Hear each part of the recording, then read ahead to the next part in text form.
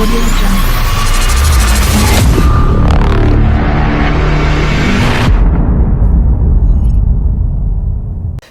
بسم الله الرحمن الرحيم kusoo dhawaada aragtida official markale iyo muuqaal cusub maanta barnaamijkeena ma ahan vlog iyo barnaamijyo kale maanta waxaan diiradda saari doonaa falanqeynta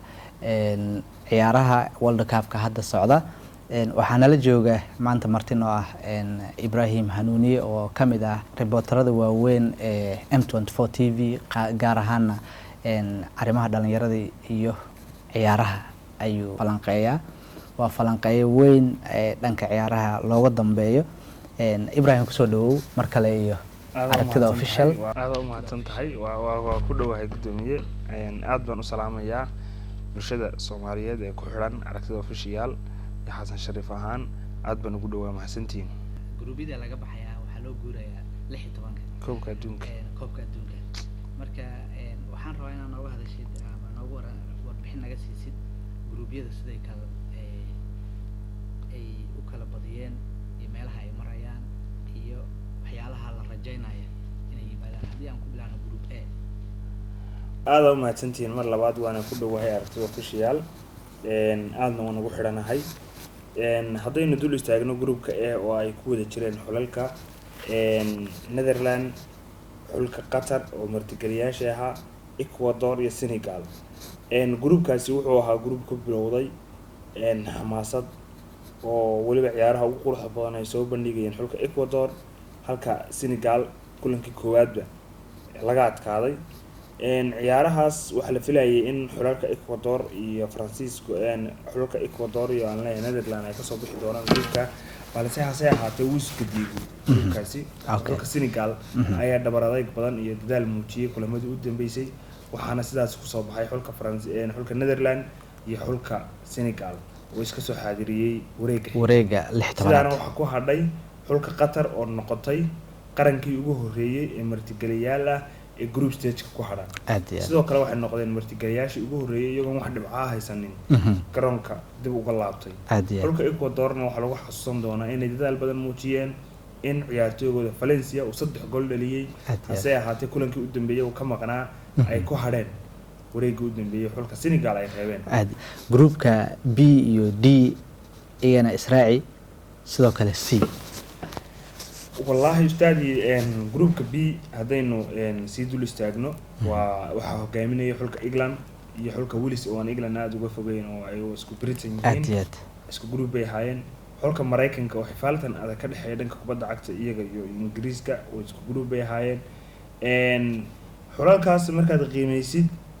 Iran baa iyaduna laftirkeeda ku jirtay oo xulka Mareykanka cadaawad badan oo dhanka siyaasadda ay ka dhaxayso groupkaas wala arkayeen xulka England uga awood badan tahay sidii la filayay baana dhacday xulka England hogaamiyaal iyagoo ay ka soo baxeen groupka kaalinta koowaad ku soo baxeen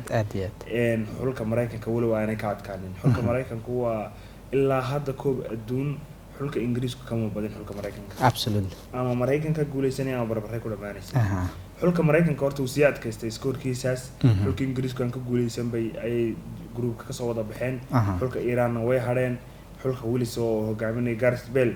isagana way galbadeen sidaasina waxa ku soo baxay xulalka Ingiriiska iyo xulka la yiraahdo Mareykanka waxaana isku dhacay oo iswaajihi doona groupka 16 xulka Senegal oo ka socda qaaradda Afrika kaalinta labaad ku soo baxay groupka A iyo xulka Ingiriiska oo kaalinta koowaad ku soo baxay groupka B sidoo kale waxa wada ciyaar doona xulka Netherlands oo ku soo baxay kaalinta koowaad ee groupka A iyo xulka Mareykanka oo ku soo baxay kaalinta labaad ee B hadaynu soo gudubno groupka C iyo D waxa groupka D oo kale ka soo baxayay aan sidii yiraahday xulka Argentina iyo xulka Mexico iyo xulka Poland iyo xulka Sacuudiga iswaajahayay Sacuudiga dardar badan muujiyay ciyaartii u horeysay waxay ka guuleysteen xulka Argentina oo 36 kulan aan laga guuleysanin waxa la filayay in Sacuudiga ay sii wadanayaan guulahaas hase ahaatee waxa soo dhan waxa joojiyay xulka Mexico iyo xulka Poland oo labada ciyaartoy u dambeysay ka adkaaday Sacuudiga xulka Poland baa soo raacay Argentina oo ciyaarihii dambe iyaduna ay soo adkaysay halka Sacuudiga hoos u sii socday Argentina iyaduna kor bay u soo socotay labada ciyaarood way ka adkaatay Mexico oo ay isku ka socdaan qaarad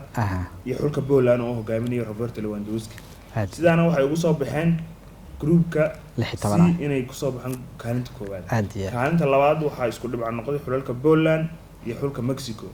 natiijooyinkii baa la eegay goolal baa la eegay ugu dambeyntii waxa kusoo baxday xulka Poland baa soo baxday waxaana ay la ciyaari doonaan ama isku dhici doonaan xulka Faransiiska oo isagu ay isku group ahaayeen Australia iyo Denmark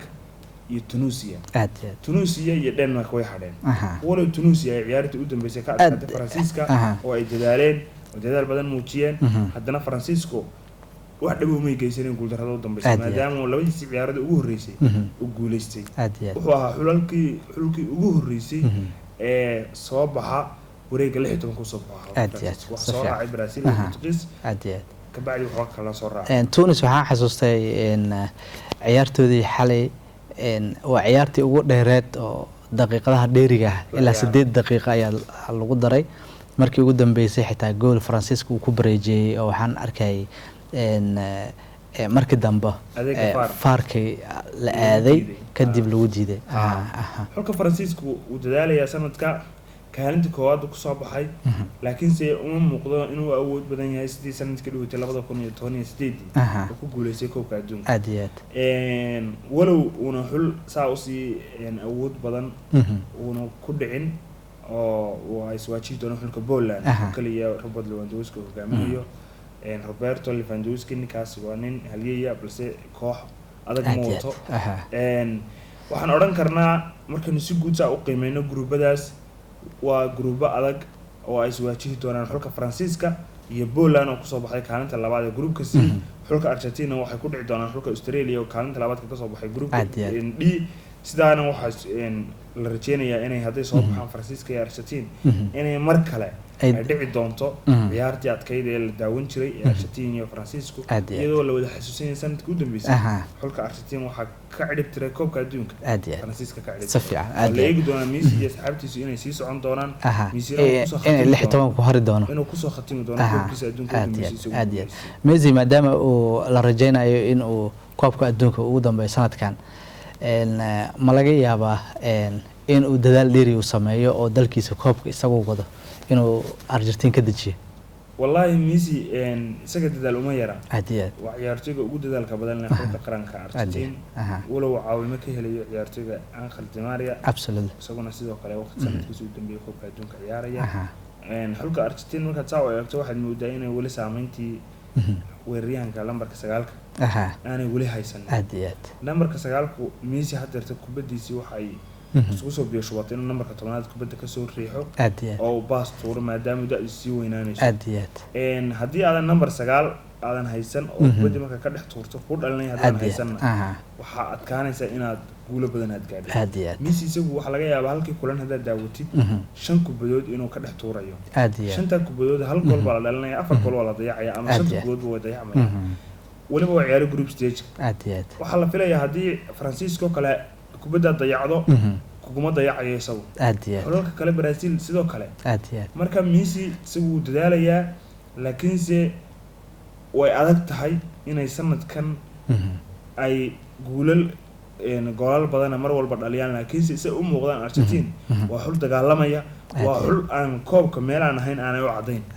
marka weyn rajeynaynaa inay ilaa finalka ay socon karaan waana laga war dhowrayaa laakiin waa haddii Messi ay ciyaartoydiisu caawiyaan ay halkaas gaari karayaan guud ahaan su'aasheena ugu dambaysa oo falanqeynteena ku saabsan aan rabo inaan ku weydiiyo midaas oo ah haddii aad eegto maanta waxaan joognaa 16 18 meeqa 8 aan dhahe 8 meeqa kooxood ayaa tagi karta markaan u eegno awoodahooda ay leeyihiin iyo markaan u eegno ciyaarta quruxda badan ay soo bandhigeen yaa tagi kara 8 adigoo qiyaasay haddii aan isku dayo horta waa saadaalin aad iyo waan saadaalinayaa saadaashayda haddaan dhiibto xulka Argentina aad iyo kow number 1 iska xaadirinaya wareegga 8 waayo ku beegay Australia aad iyo xulka Faransiisku isaguna iska xaadirinaya xulka Senegal iyo Ingiriiska markaan qiimeeyo xulka Senegal ayaan rajeynayaa inuu iska xaadiriyo wareegga 8 sidoo kale xulka Mareykanka iyo Netherlands xulka Netherlands baa suurtagal tahay inuu iska xaadiriyo wali waxaan soo kala bixin Belgium iyo xulka Croatia Brazil kii ku soo baxaa waxaan rajeynayaa labadoodaas sideedda soo gaarayo xulka Brazil uu soo gaarayaa Portugiiskuna uu soo gaarayaa inahaasaan gaari karaya aad baad u mahadsantahay barnaamijkeena maanta aan kusoo qaadanaynay dhanka sportska iyo falanqeyn guud ahaan ee ila joogay saaxiibkay Ibrahim Hanuuniye oo kamid ah falanqeeyaasha ciyaaraha kubadda cagta gaar ahaan World Cup-ka hadda socda waa mahadsantahay soo dhawow saaxiib